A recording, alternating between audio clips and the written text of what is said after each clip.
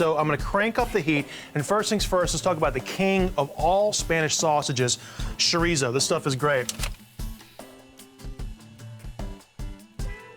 Our pan's nice and warm. I'm gonna give a little head start with some extra virgin olive oil.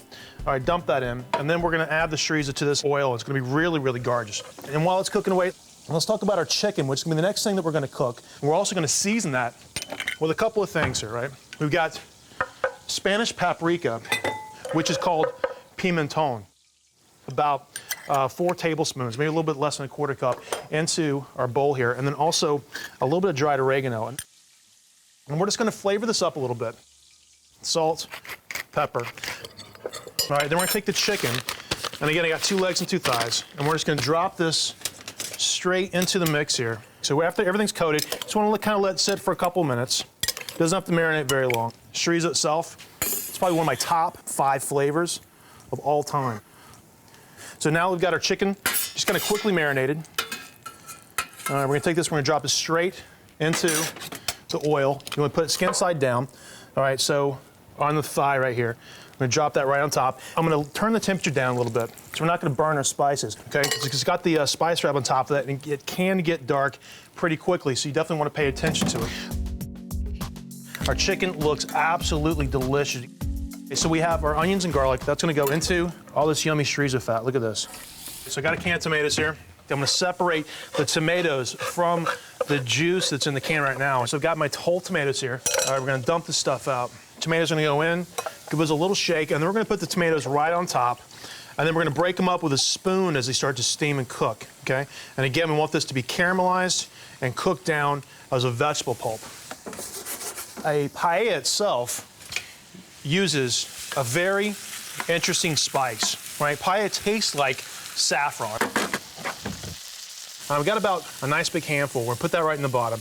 Now what we're doing right now is almost kind of measuring our liquid for our paella. So it's gonna be a 2-to-1 ratio. So we're gonna have a 1.5 cups of rice, and we're gonna have 3 cups of liquid. Okay, so I've got a tea kettle here full of hot water.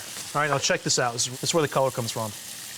We're gonna smash up our tomatoes with the back of our spoon. All right, so let's talk about rice. This is calaspera rice. It's a short grain Spanish rice.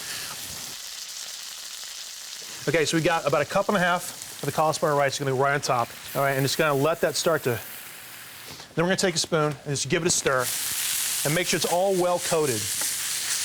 All right, so now we're gonna add the liquid. All right, we're gonna give this a stir. All right, I'm gonna start to turn the temperature down a little bit. Chicken goes in, and then all the chorizo sausage. All right, it's gonna give that a second to really start to set. And next, in my paella, clams. And then we're just gonna start to tuck them into our sauce here. And then about 12, 15 minutes, we're gonna start to expand, kind of releasing that little bit of ocean juice right into our paella. It's gonna be sensational. So what we're doing right now is we're taking 2 lobster tails, and we're kind of chopping these guys right in half, right through the shell. And we've also got these gorgeous shrimp. Take a look at these things. So we're gonna take our shrimp and just gonna tuck it into all this beautiful broth that's starting to simmer away right now, right? And then we're just gonna let them start to steam on top of this.